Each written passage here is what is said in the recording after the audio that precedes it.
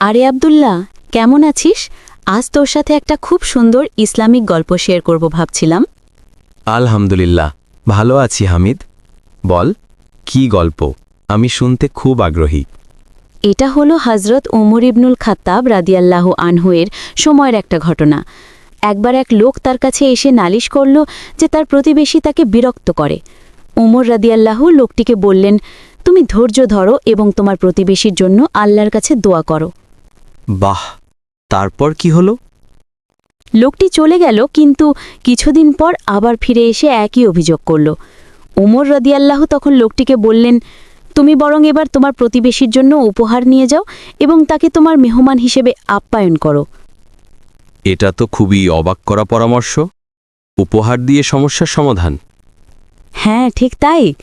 লোকটি দ্বিধা নিয়েই সেটা করল। এরপর সেই প্রতিবেশী লজ্জিত হয়ে তার কাছে ক্ষমা চাইল এবং ভবিষ্যতে এমন আর করবে না বলে বাধা করল। ওমর রাদিয়াল্লাহু তখন বললেন, শয়তান মানুষের মধ্যে ঝগড়া লাগাতে চায়, কিন্তু ভালো ব্যবহার আর ক্ষমা সেটাকে দূর করে দেয়।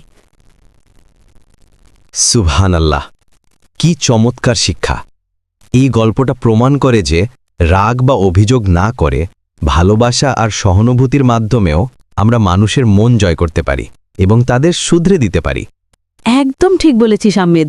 আরেকটা কথা, এই গল্পগুলো আমাদের কেবল পড়লেই হবে না, জীবনেও কাজে লাগাতে হবে। অবশ্যই, এমন অনুপ্রেরণামূলক গল্প আরও শুনতে চাই তোর কাছে। কাল তাহলে আরেকটা নতুন গল্প নিয়ে বসিস। ইনশাআল্লাহ, অবশ্যই বসবো। আল্লাহ হাফেজ। আল্লাহ হাফেজ।